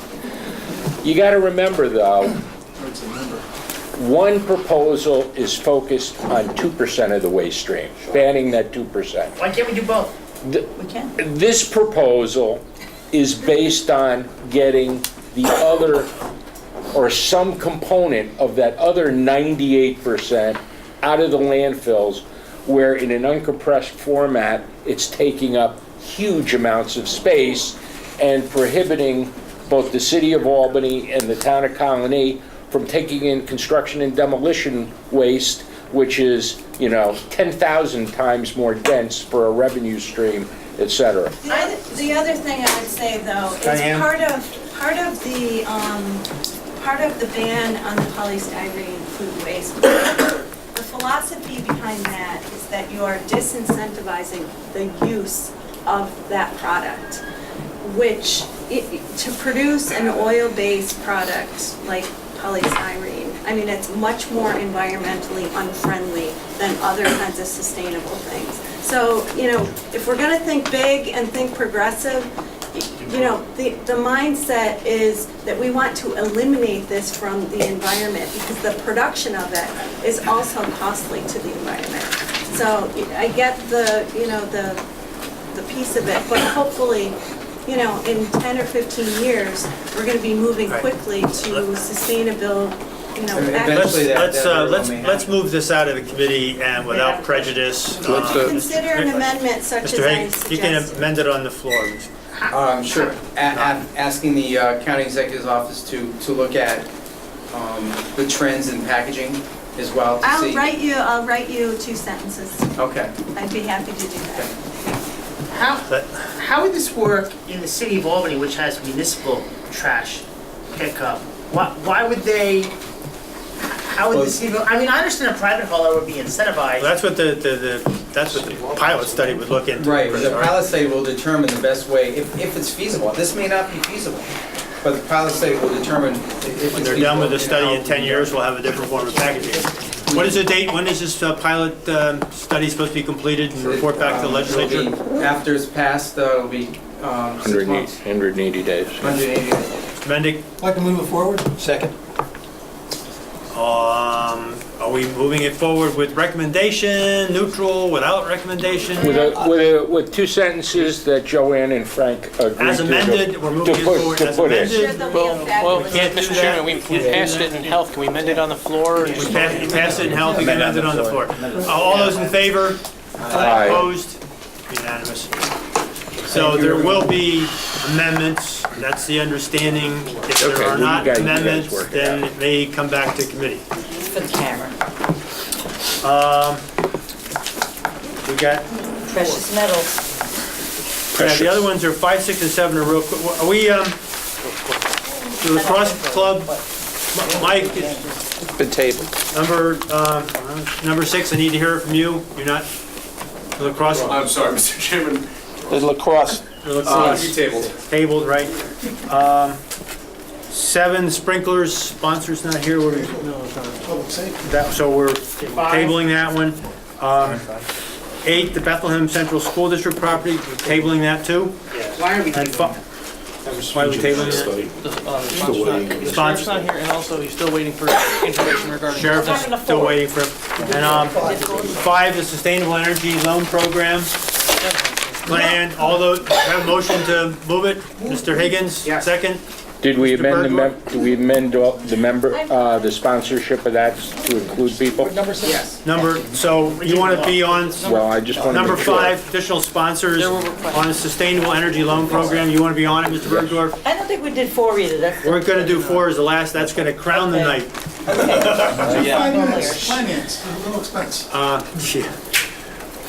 Any other people want to be on sustainable energy loan program? Mr. O'Brien? All right. Put me on that too, please. All right. Mr. Ray Joyce? Joyce, Mr. Malowitz? I'd like Demalowitz. to be on that. I think I'm on that. Are you on it? I thought I was on. I thought I was on it too. Okay. Tell me what. All right, so the last item.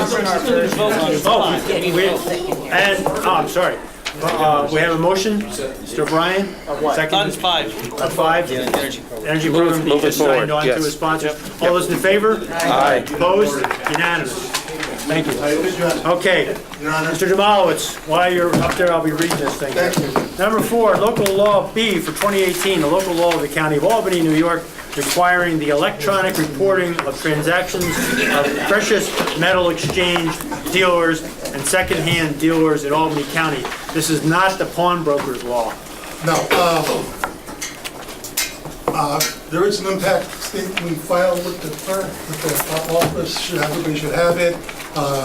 What the sheriff's department implementing this, there's no additional Wait a cost. second, what did you say about the sheriff? There's no additional cost to his office for implementing it. He's He gonna- has the equipment and the staff. Actually, it's all, what it's gonna be is more of an investigative tool as they do their job. So if I may, the database is going to be created by and maintained by? Sheriff's Department. Don't think so. Why not? Weights and measures, I believe, Mr. Commissioner, right? Yes, sir. Is the sheriff's department doing it? Is that how it reads? No. No, done by the weights and measures department. Weights and measures is going to have to set up the database and have the staff to maintain it. The sheriff was telling me tonight that there's hundreds of transactions a day, was it? So each of these is going to have to be logged in. At the point of Whatever the sale sheriff exchange. wants to do. So the sheriff, no, there's not a fiscal for the sheriff. That's the minimum. No, but The fiscal. whatever he's concerned with. The fiscal that the committee needs to weigh is going to probably require 2 staff added to the budget for weights and I measures. don't know about that. Well, if you do the math on it, it's over 5,000. So that qualifies for the fiscal impact statement, but you're going to need people who manage this thing. 5,000 transactions in a No, calendar year? $5,000 to be on impact statement. Gary said there was 0, but it's going to be well in excess of that. So the question is, is it I'll worth make the number out tonight. No, I'm just saying that the members want to, there's going to be a budget cost, and just recognize that. And if the policy, if the benefits, outweigh the cost, then we should move it. Right. I want to I move just it. want to make sure that we know what the costs are. Can I just say something? You're a sponsor, right? Yes, my district has been gone through a second round of burglaries recently, and this will aid in the investigating and trying to catch the criminals that have done this. So I fully support it. I told you that from the beginning, so. Thank you, Sheriff. One of the things the sheriff did express to me was his concern, and maybe as a sponsor you could help address this, that some of these businesses will leave the county. They're not gonna leave the county. And But if they're gonna leave the county, we'll make a stitch on that's the not a screw. fiscal cost, other than, property taxes they pay. The sheriff was very initiative in putting this together. I'm surprised he said that. And Well, he yes, knew his nothing thing- about it, really. I talked to him at length this He didn't know anything afternoon. about what? This. That's not true. Well, I we talked- gave him a copy of the very- law so he could read it tonight. That's not true. Well, I'm We've had reporting. many I'm- conversations with the sheriff on that. I'm Which I'll reporting call what him when I leave the room. what he said. As long as he doesn't have to do the database, he's fine with it because he does investigations routinely and enforcement. So he said that's not a problem for his office. Thank you. Mr. Bergdorf. When we were at the law committee, we discussed some issues with the drafting. And we said that we would put together a memo, and the chairman said that he would take a look at the memo, and if there were substantial issues raised, we would address it. And I'd like to at least tell you what a couple of things that we found from the memo. I would, we went around this in the law committee, and I have it, I started looking at it. If it's not fiscally related, Exactly. Let's. Yeah, but you said if there were issues, and because a lot of this is fiscally related. Well, actually, your memo, which I reviewed, we're very comfortable with the way the resolution is written and not looking to make any changes to the local laws. So am I allowed to speak here? Please go on with your dialogue. Okay. This language is not just about pawnbrokers. This is about anyone who sells 5 items a year. Absolutely. Which means if your wife sells 5 items a year on eBay, okay, buying and selling secondhand goods, she has to get a $5,000 bond and be investigated by the Albany Police Department. And every transaction of a secondhand dealer... That's not true. Excuse me. That's not true. You're misleading Would you like me to read you the language? If you read the language of the definition of a second-hand dealer, if you read the language, it's a pawnbroker. No, excuse me. Are you going to opine on? Well, we opine plenty in the law station, that's why I'm saying. You understand what you're... Let me understand. Anyone... That's the lawyer's report. This language, if it said this only applies to pawnbrokers, I would shake your hand and walk away. You're not willing to put something in here that says you don't want to take in the people who do transactions on eBay, Etsy, Craigslist, Facebook, Want Ad Digest. People, do you realize that if you have more than 2 garage sales a year, you're a secondhand dealer? So, Mr. And you have your reporting intention is not requirements? to cover those types of transactions in, right? Not at all. So, Then could and we you don't have believe some- that your law does that anyway? No, So, it doesn't. but would you object to putting something in that makes it very clear that they're excluded? There's a whole list I'm- of exclusions. But it doesn't I'm just trying to exclude those things. facilitate this. I mean, I think it covers the waterfront. dealer is. Can I just say something? Well, I know as a you say, sponsor? you're saying that they're already excluded, and you're saying they're not. They're absolutely not. I don't want to And, make any changes, Doc, okay, because it came out of the law committee, with positive, favorable recommendation, party line vote, which is fine. So any changes now that we'd have to make now would... Does the law committee think any clarifications We'd are like to deemed? move it out favorably. the sponsor also said to the law committee that he would make the changes that the Colony Police Chief asked for, which he said he would do. I cannot say Go back and check the Run tape. the tape. You can run the tape, Does the law and I'll committee- show you the, All right, I'll Jeff. show you the email That's where why it we says saved he this would one make for the last, 'cause it's changes. the best. Okay? You know, Mr. Law Committee Chair, can you weigh in on this, whether... I asked Ernest, the minority counsel, if he could provide me on top of the memo a marked up version of the bill with bracketed out language that he thought was concerning and underlined new language so that I could review what these proposed changes are, and his response was, I have to talk to my conference, I cannot provide you with such a document, so. The request So was at that's- 4:30 this afternoon. Sure, but that's what you said. The 4:30 this Yeah, afternoon. okay, give me that, the I'll meeting- look at it, if I think they're reasonable, I'll tell Gary, this is good, we should do this, we should do that, and if it's substantive, Okay, Ms. Cunningham? try to be reasonable. Unless, Honors, you want to respond to that, and then... Part of the job as counsel for minority and counsel for majority is to provide legal information to the body, which we provided a memorandum that indicates there's significant legal issues with this legislation.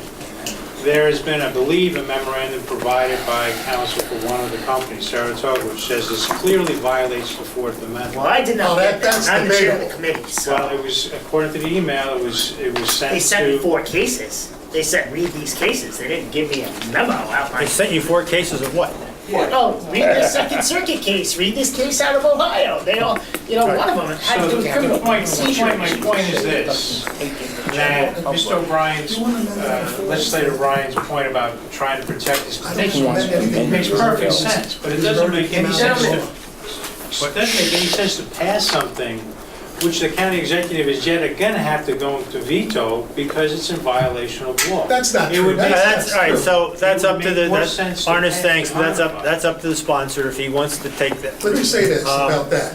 Just a minute, Rich. Joanne, you were next.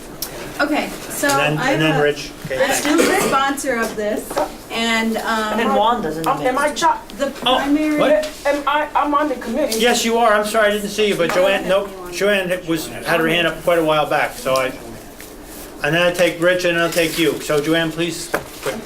I'm not a member of the committee, but I appreciate the opportunity. You're a sponsor. I'm a sponsor of this. I'm a sponsor because this is a consumer protection bill. Yeah. And it's also a law enforcement bill. Before I was a county legislator, I was robbed, and my wedding ring and my engagement ring and my anniversary ring, along with some other jewelry, was taken from me. I sat down with the Albany County Sheriff's Office and I said, okay, so let's go find it. I'm sure it's in some pawn shop somewhere. And he said, it's gone. And he said, it was gone the next day that they received this. And I said, that's terrible. How come you can't have them hold it for at least a reasonable amount of time? And I'm not exaggerating. I had this exact conversation. So this makes you hold it for 10 days. All right, It's just a to clarify. 10-day hold, which is a controlling part of the statutory language. A 10-day hold. If I bring my son's skates to play it against sports, the guy has to hold them for 10 days. I can assure you, he's going to put those skates out in the backyard to air them out for 10 days, and then he's going to put them out on the shelf, and somebody's going to... So while that's going on, we have the process you're 10-day setting up. hold. So, You but need to have playing a against database. sports Wait a minute. has to get a $5,000 bond. They already have... No. I'm They have a Sports bond. tournaments are exempt. And there's a whole series of exemptions. So I think this language has been tossed around quite a lot. I did read the memo. I would take issue with quite a number of the interpretations of the memo. I'm not an attorney, but I can read words on a page. And if you look at the totality of this statutory language, it's all, the whole framing of it is framed around the second-hand pawn shop in quotes. All right, so before we get to Mr. Mendick and Ms. It is not Willingham. framed around the occasional eBay or Craigslist dealer. Would And you so- read the definition of secondhand store? I did. Well, So I'll read let it me aloud finish, when you're please. done. Let me Sure. finish. So I think we can, as a stall tactic, read into things 40 different ways if we want to. I could invent some farmer out in East Jesus that has some backhoe he's trying to resell and somehow say that he's precluded from doing so by this language. It's ridiculous.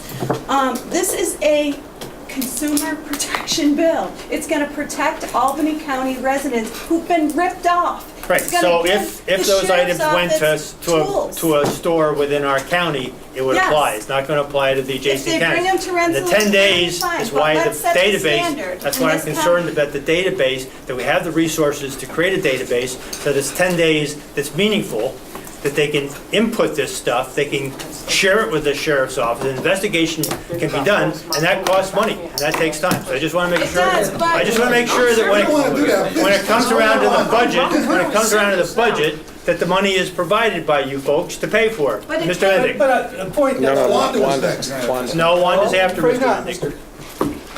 The point, you're making the point that I wanted to make, and that is, and this is not a stall tactic, and I object to the whole characterization, but we have identified that there is cost involved with this. It's not going to be handled by the sheriff's department at no cost. It's going to be handled by another department, potentially requiring a couple of employees, and the setup of the database and so on and so forth. I don't even know why we're talking about this, and it's not being tabled until we get a financial impact statement. Well, I mean, how can we as a body make a decision whether this goes or it doesn't go when we don't have complete information? If this cost $50,000 a year, or $25,000 a year, or $10,000 a year. That's important information to, at least to my vote. So we've gotten that out on the table, and you can vote accordingly. The sponsor maintains that there's no cost. We can debate that on the floor. And Ms. Willingham?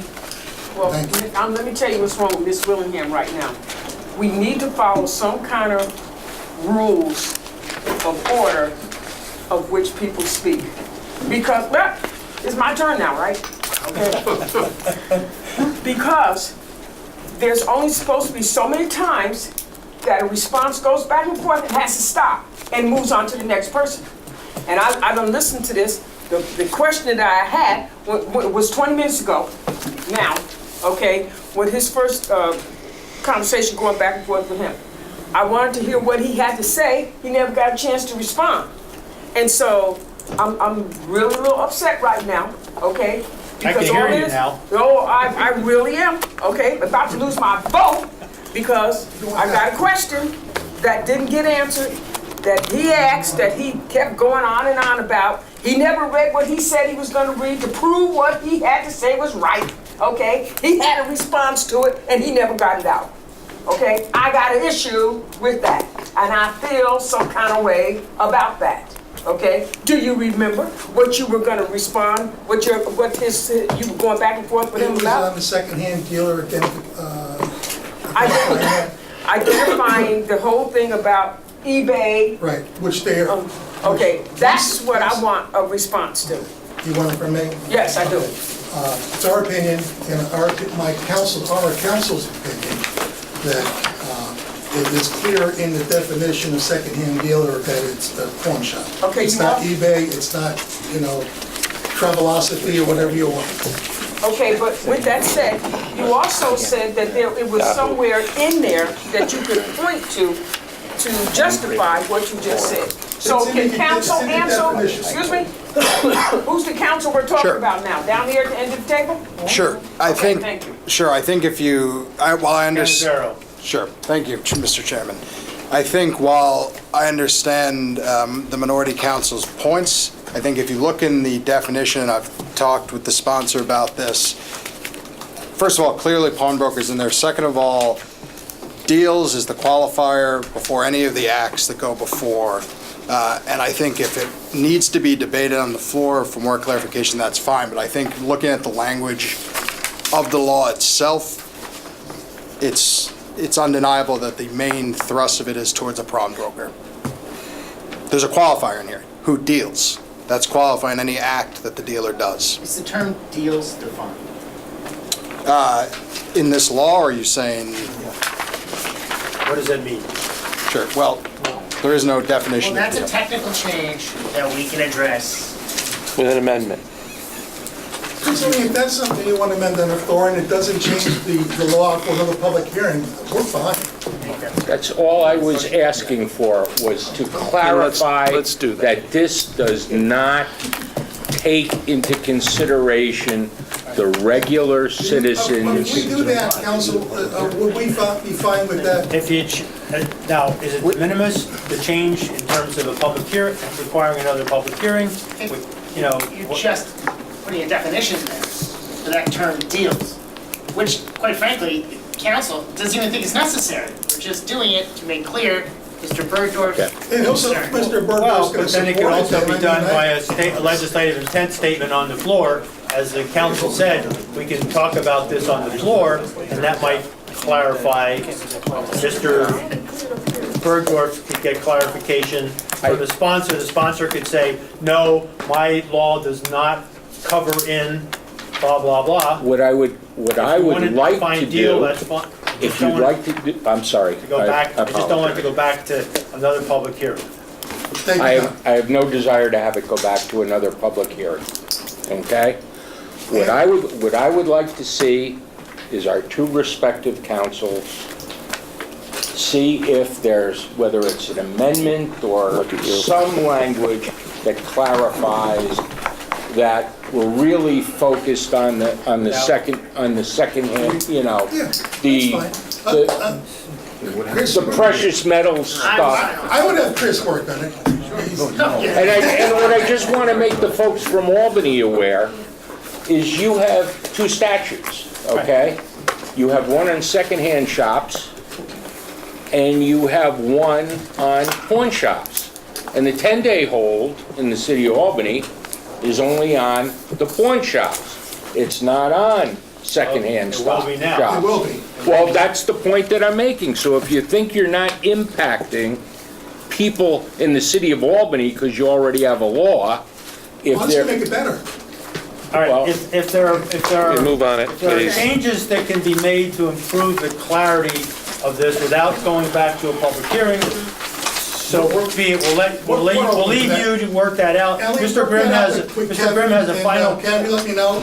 Sure. By the 11th? Very good. And you'll put Don't the... wait till 4:30 on the 10th. Yeah, I don't want to hold... Our office. And you put the Just one county last cop question, stuff Mr. in Grimm, there. before we vote on the... County cop stuff in. Mr. Grimm? Thank you, Mr. Chair. I want to get in this.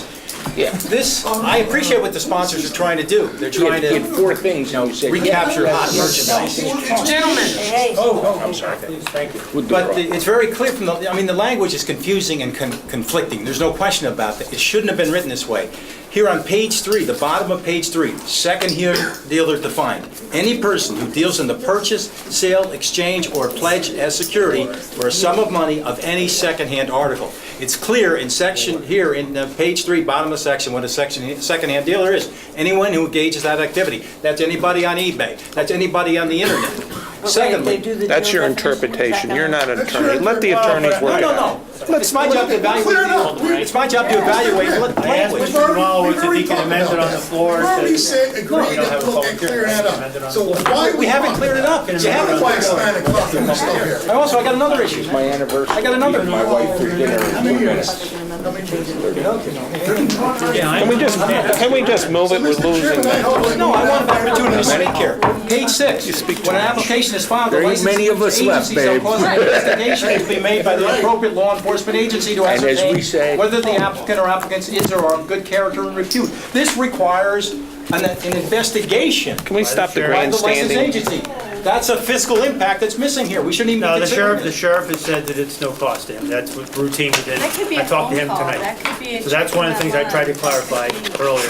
The sheriff said that's within his normal duties, so And also, there's a record, there's the Fourth Amendment issue we haven't touched here. Can we move this, please? I'd like to finish. There's a privacy issue here. We're keeping records of anyone who purchases a product. You're gonna walk into a store and all of a sudden, that record of purchase is gonna be a public record because it's going to the sheriff. no, And it's the- not going to the sheriff, it's going to Weights weights and and measures. measures within the county. And yet indirectly, it would be shared with the It's a county sheriff. agency. If it's a county document, then it's subject to FOIL. And each licensee shall keep a handwritten or electronic record in the English language of the electronic file on the licensee's computer available for printout. A general physical description of the person who sold, exchanged, or pledged the article or precious metal together with their name, residence, and date of birth. This is shooting holes in the Fourth Amendment right to privacy. Your description is going to be required if you purchase something, from a secondhand dealer, which isn't necessarily a pawn shop. So this violates the Fourth Amendment, and it's very unclear about That's the your, secondhand. that's your opinion. So, that's what- You're not an attorney. Joe, please. I don't need to be an attorney to give my opinion on So- legislation before me. So these are all issues which can be brought up on the floor, which then can be later used by whomever. I'd like to call a vote on this now. Do I have Mr. Chairman, Clay? we had You have a the question? sponsor You want to be, to- Mr. Clay would like to be a sponsor. Do we have someone who wants to give a motion on this? Mr. O'Brien? Move it. Second by Mr. Clay? Mr. Chairman, what are we Mr. voting on? How is this going up? Favorable? We're voting to report it favorably and carry the, hopefully the councils will meet in the interim before we have the monthly meeting. And otherwise, you can, for the record, state your objections and they can be used in whatever form they're used in. We have a second by Mr. Clay, and all those in favor of reporting it favorably? Aye. Aye. Opposed? No. All right, note that we have Mr. Bergdorf, Mr. Mendick, and the Vice Chair. Anybody else that I'm missing down I'd like there? to just say I would have voted to report it without a recommendation, subject to whatever amendments we have, and I will still you know, contemplate. I look forward to your vote on June 11th. It carries with 3 opposed, and hopefully you guys can work something out before it goes to the floor. Motion to adjourn by Mr. I'm going to. All in favor?